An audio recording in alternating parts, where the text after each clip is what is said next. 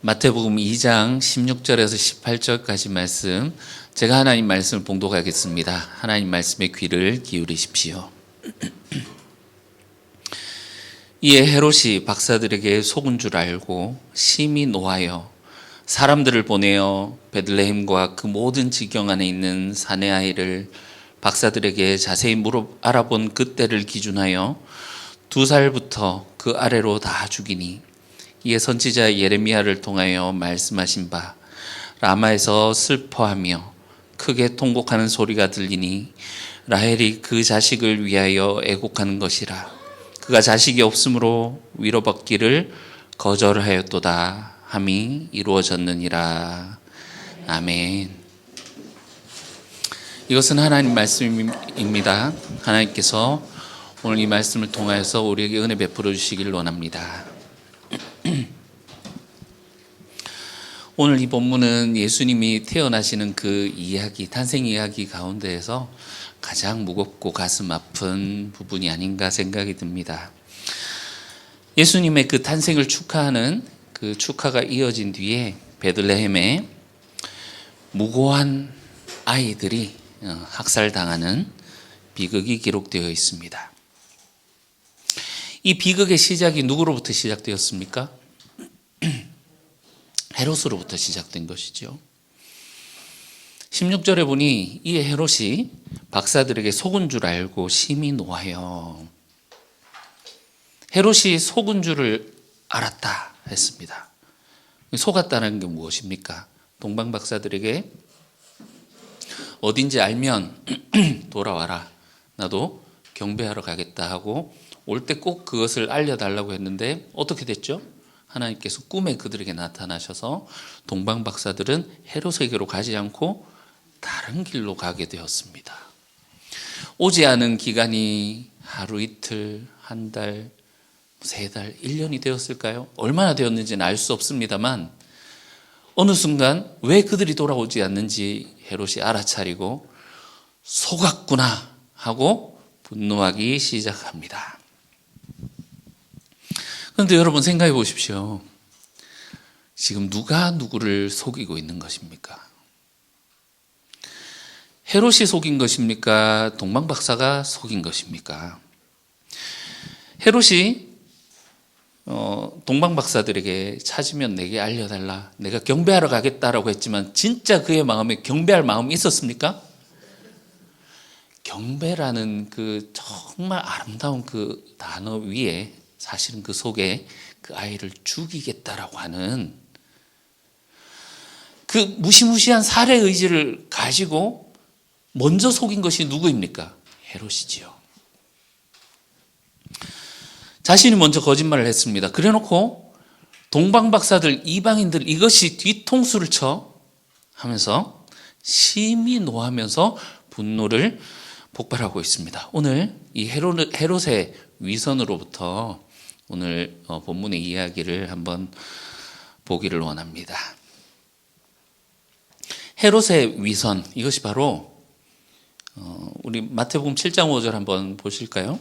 7장 5절 보시면 산상설교에서 예수님이 경고하시는 바로 그 모습입니다. 마태복음 7장 5절 보시면 외식하는 자여 하면서 얘기를 하시죠.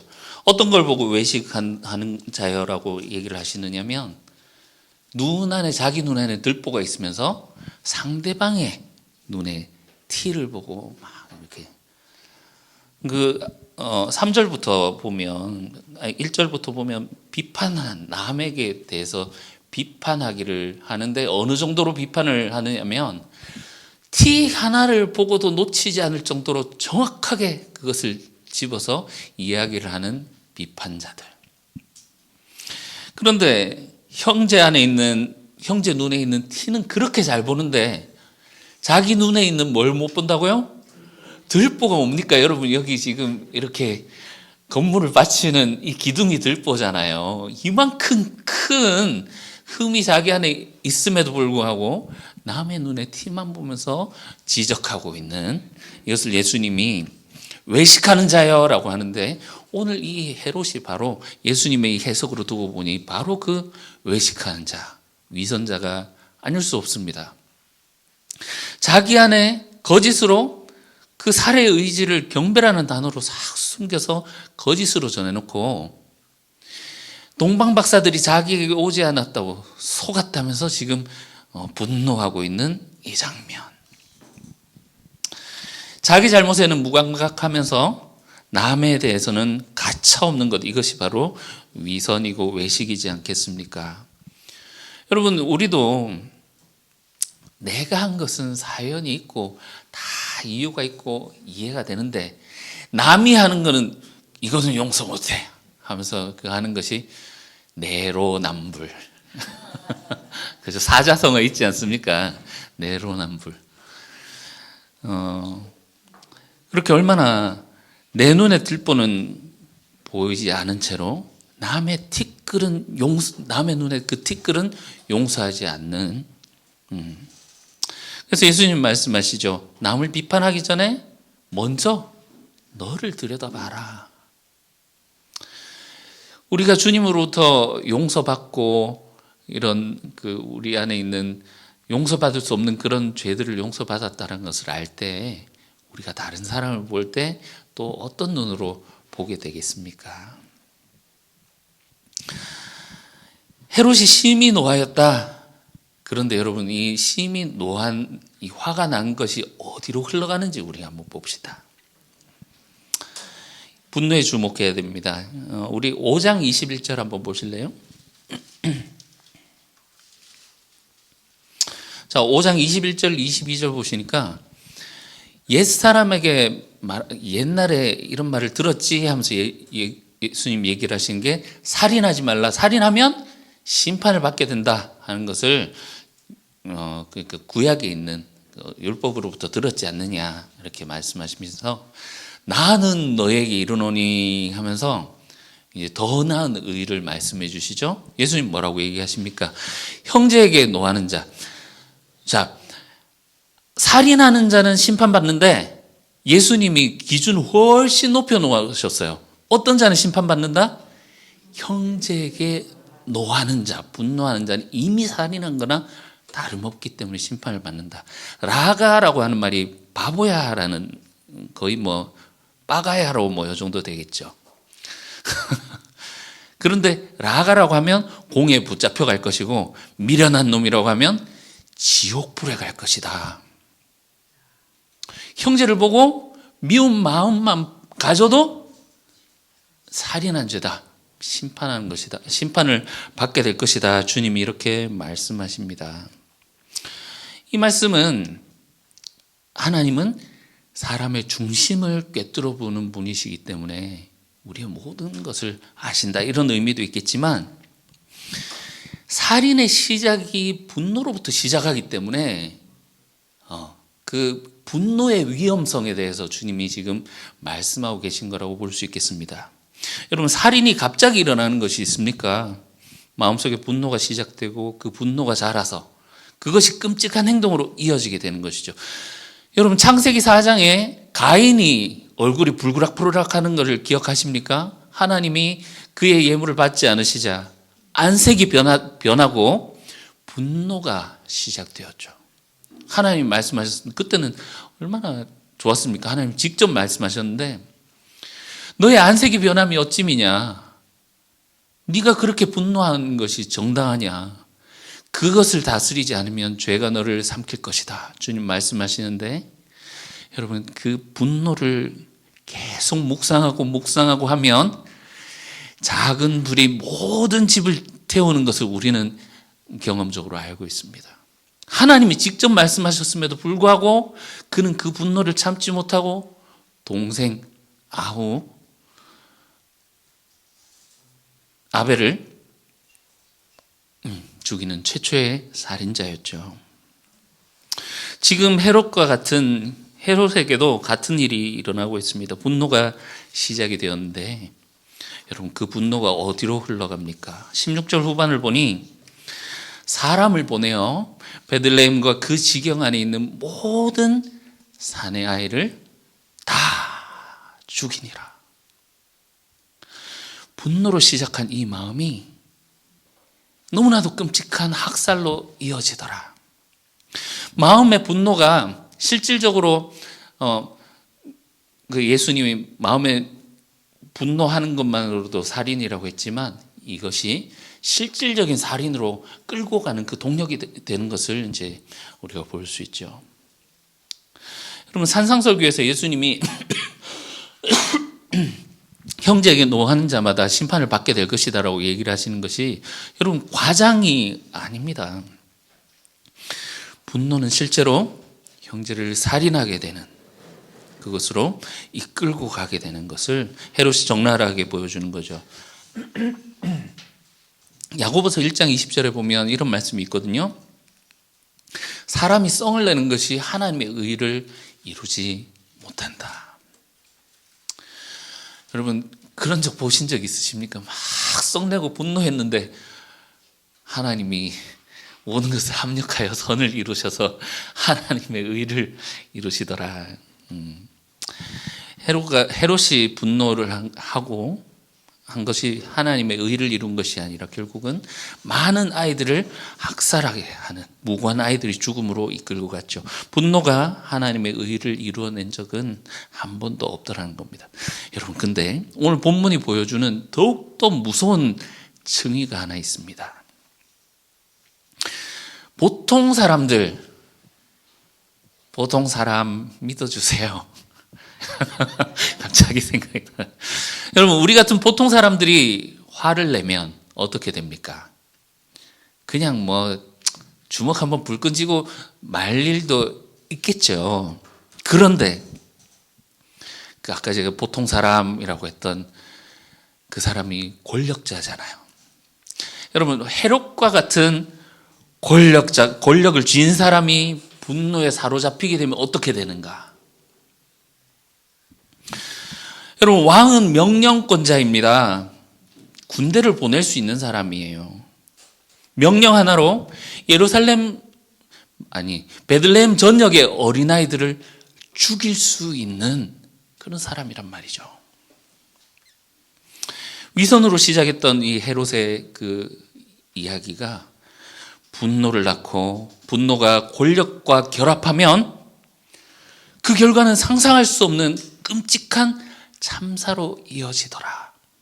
한 사람의 거짓말, 한 사람의 위선, 한 사람의 이 분노가, 권력자의 이 분노가 얼마나 많은 사람들을, 생명들을 파괴할 수 있는가를 보여주고 있는 거죠. 여러분, 이것이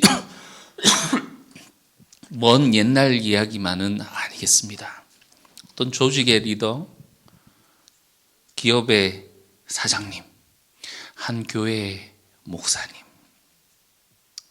한 나라의 대통령들이 이런 분노에 휩싸여서 잘못된 선택을 할 때 얼마나 많은 힘없는 사람들이 그들이 총과 칼에 그리고 그들이 쏘아대는 폭탄과 미사일에 많은 생명들이 죽어 나갑니까?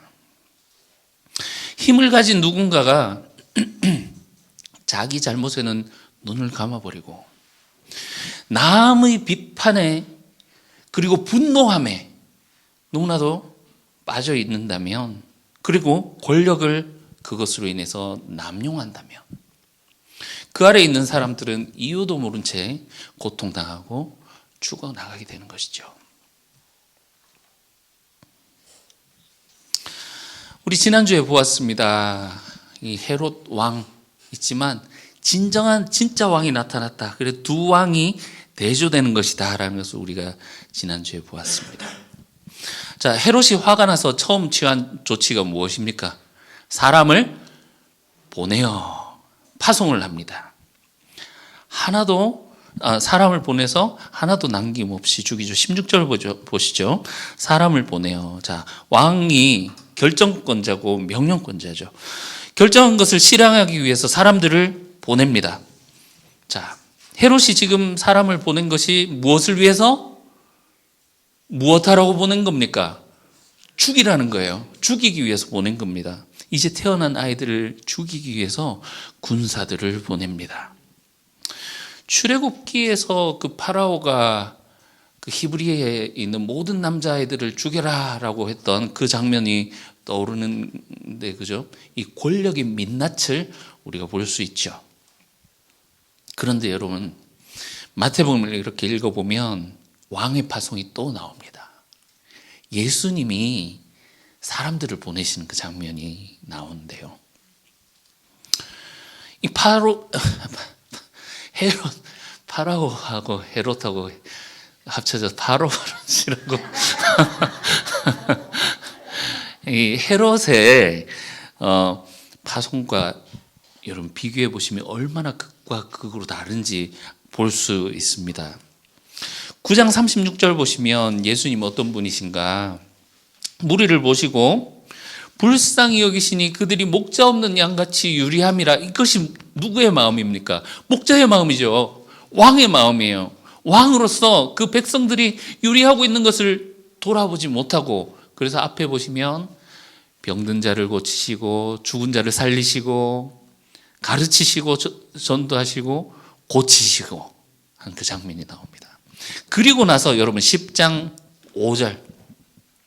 5절부터 보시면 제자들을 보내시는데, 왕의 파송이죠. 목자 왕의 파송이죠. 가면서 전파하여 말하되 7절 천국이 가까이 왔다 하고 병든 자를 고치며 죽은 자를 살리며 나병한 자를 깨끗하게 하며 귀신을 쫓아내되 너희가 거저받았으니 거저주라. 왕이신 목자이신 주님이 오셔서 먼저 거저주셨잖아요. 그래서 부르신 그 백성들을, 제자들을 보내시면서 너희가 거저받은 것이니 거저줘라 하면서 보내시는데, 무엇을 하라고 보내십니까? 죽은 자를 살리고 병든 자를 고치고 천국이 가까이 왔다. 여러분, 천국 하면은 바꿔 읽으라 그랬죠. 통치, 하나님 나라가 가까이 왔다. 하나님의 통치가, 그분의 다스리심이 가까이 왔으니 이 왕의 나라에서 어떻게 된다? 이 왕은 죽은 자를 살리시며 병든 자를 고치시는 분이다. 그걸 전파하면서 그들에게 그것을 전해주라는 그 말씀이죠.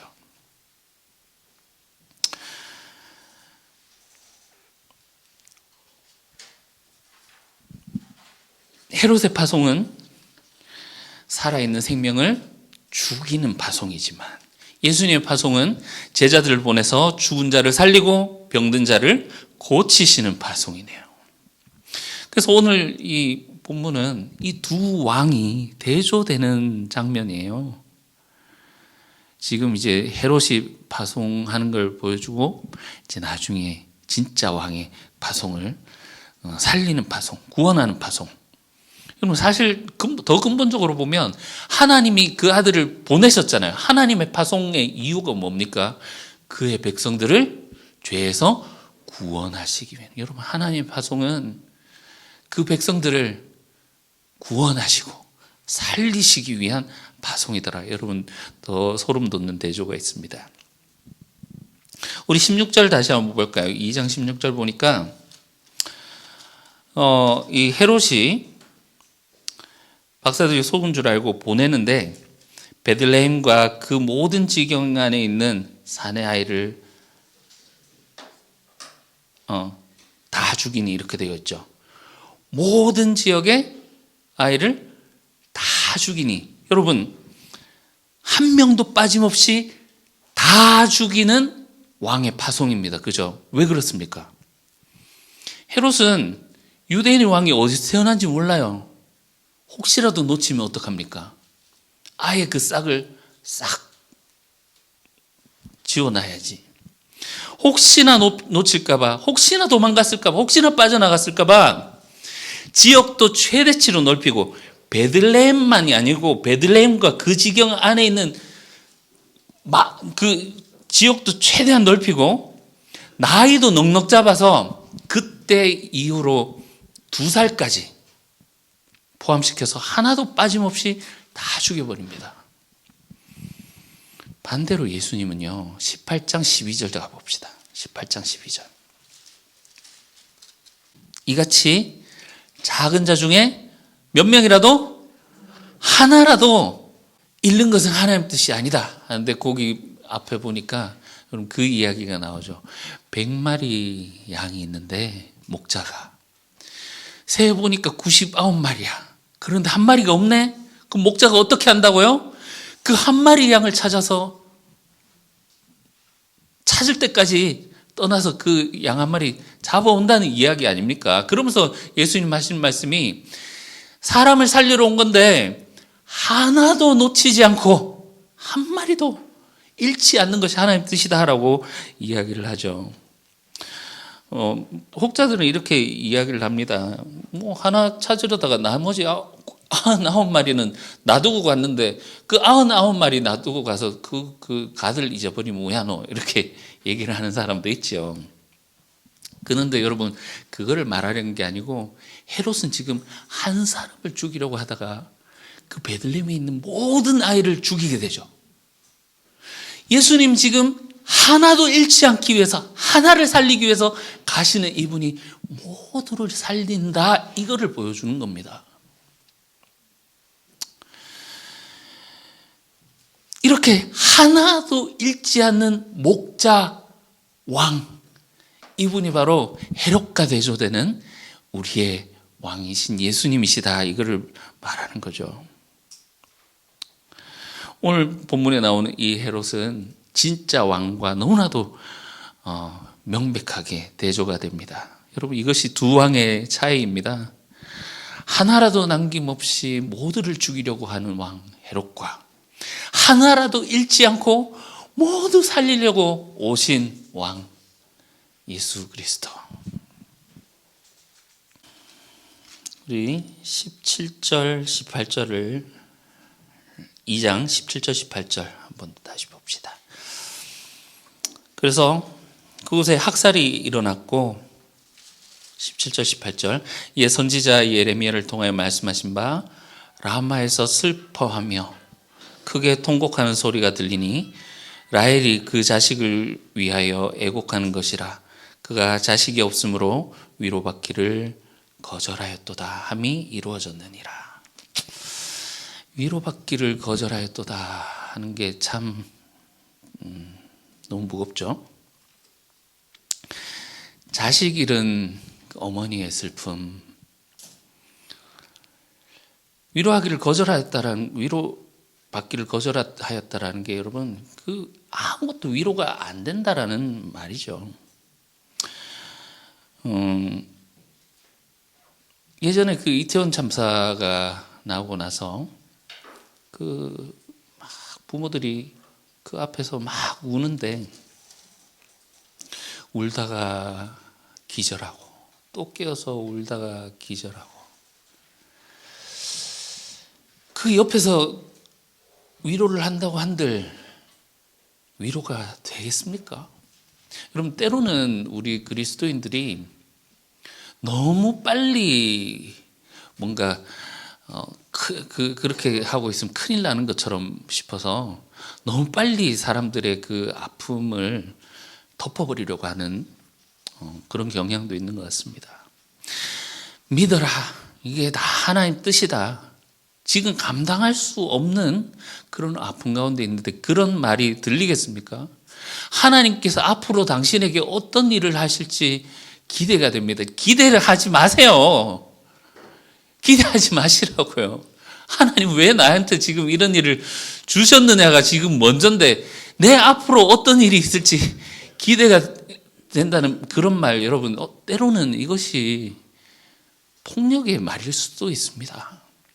그럼 때로는 그런 아픔을 가지고 있는 분이 있으면 그냥 옆에서 아무 말 하지 말고 그냥 가만히 계셔 주십시오. 그게 더 큰 위로일 수 있습니다. 이 아기들이 죽고 나서, 여러분, 우리는 전쟁을 겪어본 세대이지 않습니까? 직접 경험해 본 분들도 계시겠지만 또 그 이후에 여러분, 전쟁의 그 폐허 가운데에서 살아간다라는 거, 그 가족들이 죽고 이상 가족이 생기고, 제가 어렸을 때만 해도 북한과 헤어져서 그 이산가족 상봉하고 하는 그 TV에서 이렇게 나오고 하는 것들 하면 온 국민들이 다 울었어요. 기억하시죠?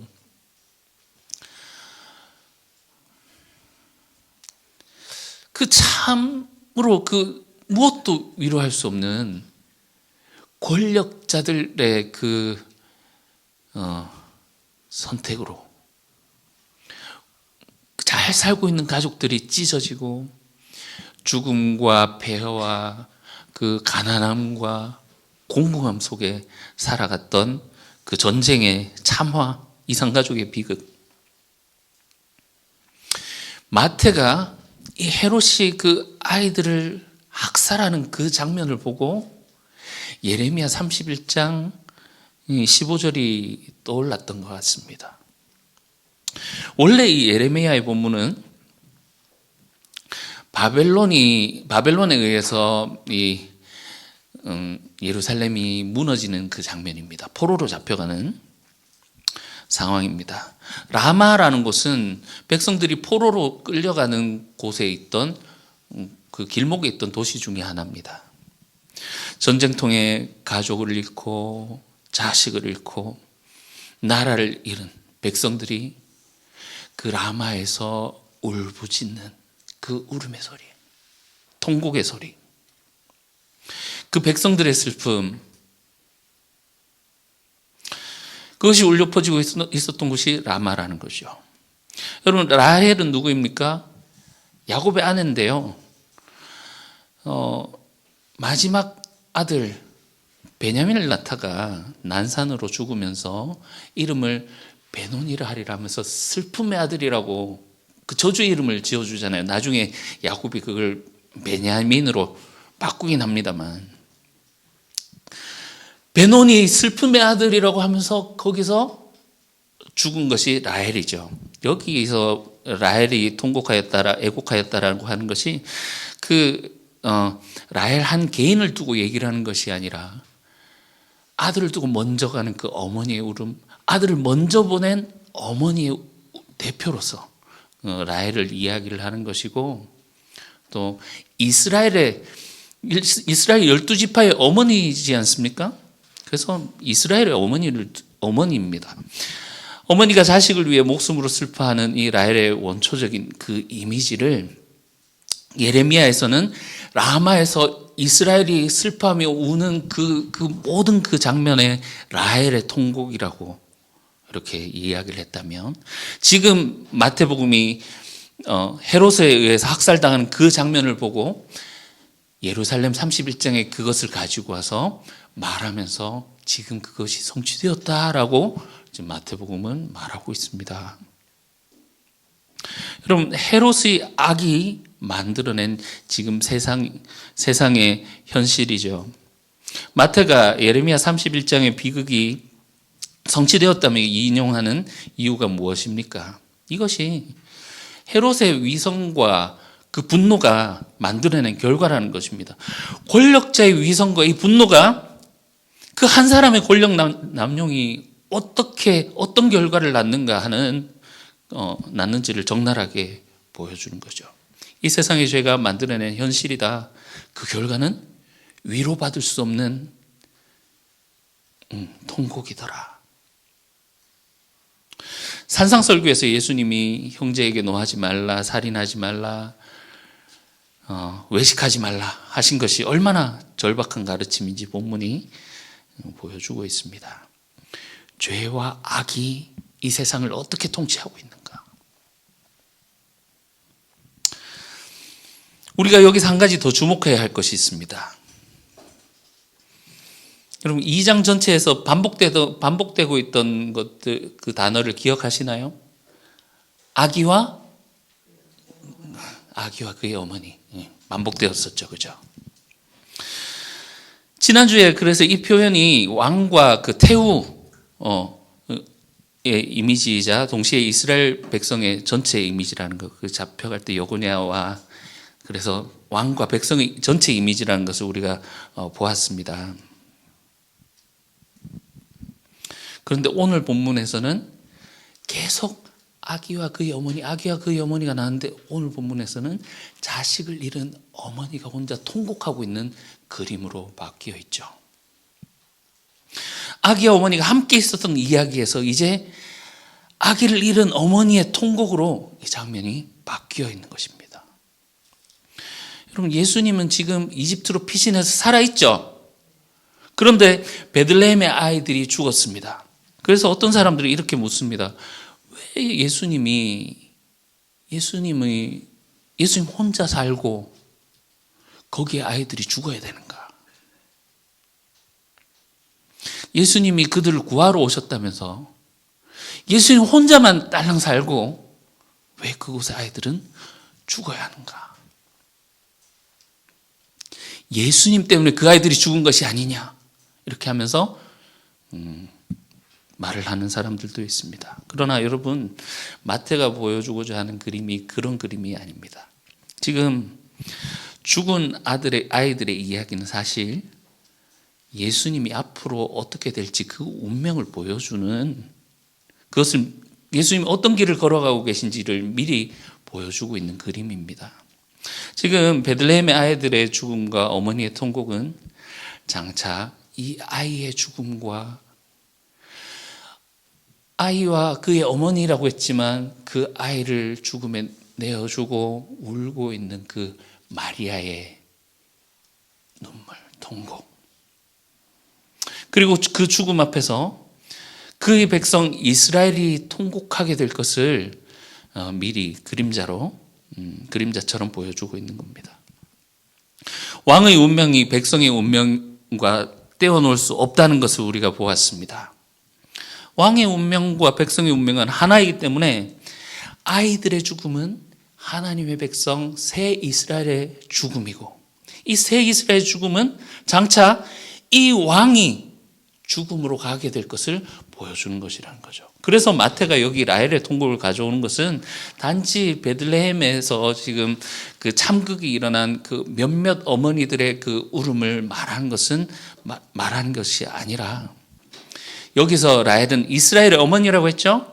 마태는 이 베들레헴의 학살을 통해서 하나님의 백성 전체의 죽음과 고난을 이야기를 하고 있는 거예요. 무엇으로부터의 고난입니까?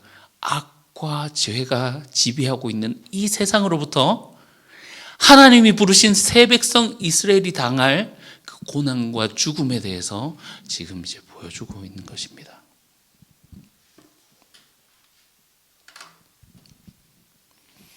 마태가 아까 인용한 것이 예레미야 31장 15절이라고 말씀드렸습니다. 그러나 여러분, 예레미야는 31장 15절에서 끝나지 않습니다. 15절에 라헬의 통곡, 너무나도 가슴 아픈 그 라헬의 통곡 장면이 나오지만 그 뒤에 뭐가 나오는지 아십니까? 하나님 말씀하십니다. 내 울음소리와 내 눈물을 멈추어라. 내 일에 삭슬 받을 것인즉 그들이 그의 대적의 땅에서 돌아오리라. 여호와의 말씀이니라. 너희 장래에 소망이 있을 것이라. 너희 자녀가 자기들이 지경으로 돌아오리라. 여호와의 말씀이니라. 통곡 다음에 회복을 약속하고 계십니다. 다 죽었는데 울지 말라니요. 이 전쟁의 폐허에 무슨 소망이 있습니까? 비록 마태는 이 15절 라헬의 통곡이 있는 부분만 인용을 했지만 우리는 그 뒤에 이어지는 그 회복도 함께 듣게 됩니다. 지금은 통곡의 시간입니다. 그러나 이것이 마지막이 아니라는 거죠. 실제로 마태복음 2장 19절부터는 이야기가 어떻게 전개되느냐면, 헤롯이 죽임을 당하고 죽게 되고 하나님이 현몽하셔서 아이와 어머니가 다시 돌아오더라 하는 이야기로 다시 돌아오게 되죠. 애굽으로부터 내 아들을 불렀다 함이 성취되었다라는 것이 현실이 됩니다. 포로에서의 귀환이 이제 시작이 되는 것입니다. 출애굽이 이집트에서의 고난 그 다음에 왔듯이 바벨론으로부터 귀환이 유배의 슬픔 다음에 왔듯이 이 라헬의 통곡 다음에 회복이 오는 것입니다. 예수님의 십자가 죽음 다음에 부활이 오는 것이죠. 지금 라헬은 위로받기를 거절을 하고 있습니다. 무엇도 어떤 것도 그에게 위로가 되지 않습니다. 어떤 위로도 도움이 되지 않습니다. 그러나 마태복음은 이야기가 여기서 끝나지 않습니다. 우리는 뒤에 이야기가 있는 것을 알고 있습니다. 왕의 죽음이 곧 이스라엘의 죽음이듯이 왕의 부활과 함께 이스라엘은 함께 회복되어지는 것입니다. 그러하기에 우리에게는 소망이 있습니다. 헤롯 같은 왕이 아니라 예수님 같은 분이 우리의 왕으로 오셨기 때문이지요. 헤롯처럼 우리를 죽이려는 왕이 아니라 우리를 살리시기 위해서 자기가 죽음의 길로 가시는 그 왕. 우리를 버리시는 왕이 아니라 하나라도 잃지 않기 위해서 찾아오시는 왕.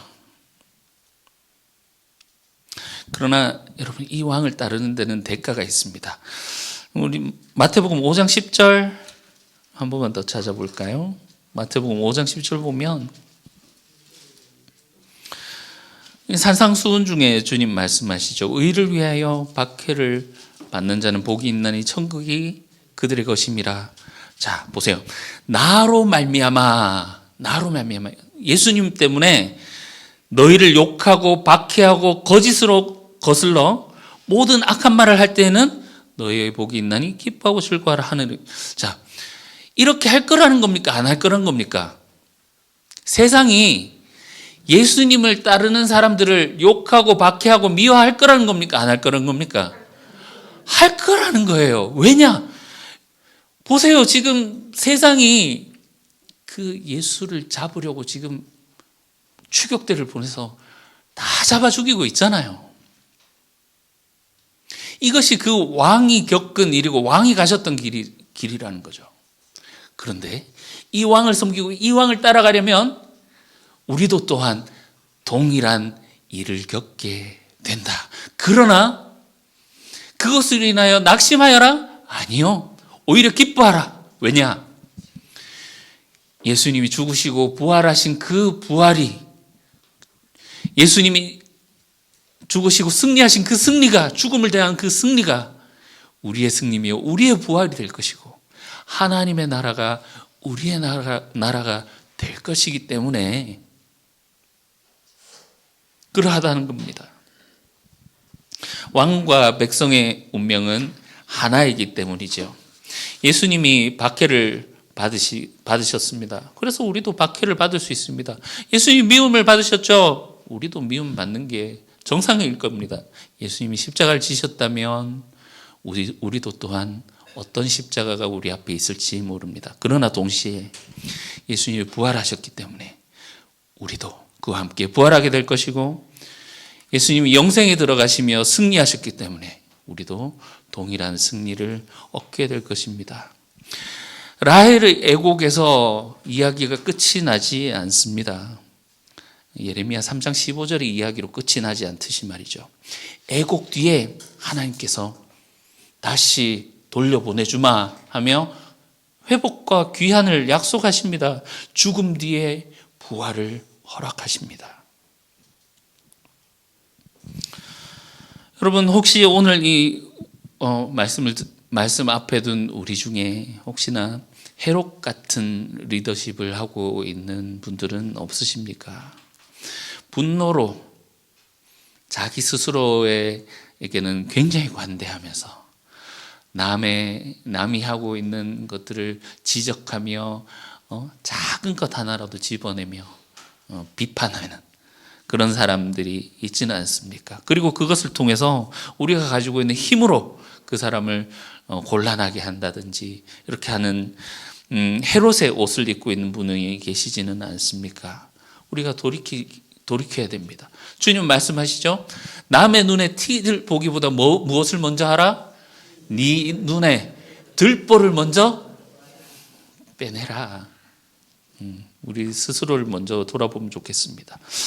혹시나 또한 헤롯과 같은 권력에 의해서 이 세상의 악과 맞서다가 또 주님처럼 고통을 당하고 힘들어하고 계신 분은 있지 않습니까? 세상이 더욱더 많이 가지고 자기들만 배불리고 그 공평하지 못한 분배로 인해서 고통당하고 힘들어하는 분이 계시지는 않습니까? 베들레헴의 어머니들처럼 그런 억울한 고난, 라헬처럼 정말 위로가 되지 않는 그런 분들이 계시진 않습니까? 여러분, 소망을 가지십시오. 우리의 왕은 헤롯이 아니라 예수 그리스도십니다. 그분은 하나도 잃지 않으시는 선한 목자이십니다. 그분은 우리를 끝까지 사랑하시되 죽기까지 사랑하시는 분이시며 우리를 위해 죽으시고 부활하셔서 승리를 거머쥐고 계시는 왕이십니다. 여러분, 애곡이 끝이 아닙니다. 귀환이 있습니다. 십자가 끝이 아닙니다. 부활이 있어요. 죽음이 끝이 아닙니다. 영생이 있습니다. 그곳에 하나님이 계십니다. 이것이 바로 우리의 소망입니다. 소망을 가지라 말씀하신 그 주님의 말씀을 보며 이 땅 가운데서 하나님 백성으로 승리하며 살아가는 저와 여러분들 되시기를 주님의 이름으로 축원합니다. 기도하겠습니다. 하나님 아버지, 오늘 무거운 이 말씀에 서서 우리 안에도 분노와 위선과 자기 기만이 있을 수 있음을 고백합니다. 먼저 우리 눈에 들보를 빼어내게 하시고 주님이 우리를 안아주시고 품어주신 것처럼 그 사랑으로 다른 사람들을 안아주고 품어주고 용서해주고 용납해주는 저희들 되게 도와주시옵소서. 세상의 헤롯들이 만들어내는 통곡과 슬픔 앞에서 우리가 섣불리 위로하려 하지 말고 함께 아파하되 동시에 통곡 너머에 소망을 붙잡게 하여 주시옵소서. 죽이는 파송이 아니라 살리는 파송을 받은 자들로서 우리가 가는 곳마다 생명을 전하게 하여 주시옵소서. 예수 그리스도의 이름으로 기도합니다. 아멘.